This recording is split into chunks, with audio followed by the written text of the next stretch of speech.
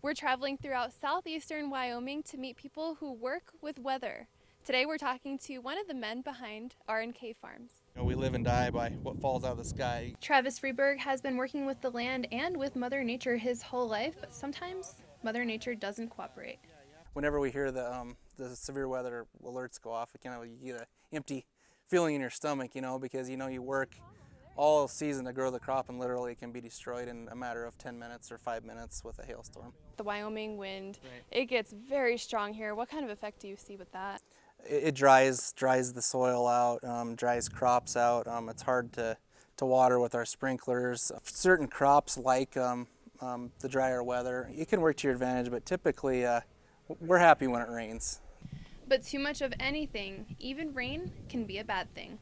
This spring we had a really abnormal, cool, wet spring. The plant never had a chance to dry out, and the leaves stayed wet all the time, and it got a disease called rust. So this is a huge field. What would this turn into? What's the end result of this?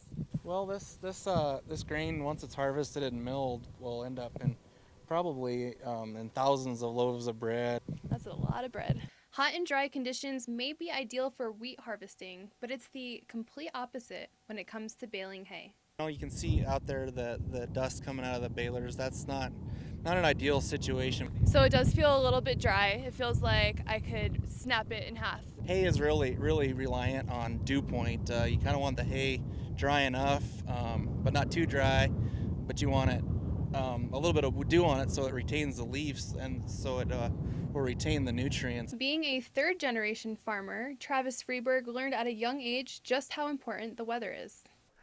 That's kind of a farm kid thing that me growing up, my parents would always say, when the weather's on, you need to be quiet because we need to know what's going on, and my kids have kind of learned that too. When the weather's on, that's just a given fact that they're supposed to be quiet because we need to know what's going on.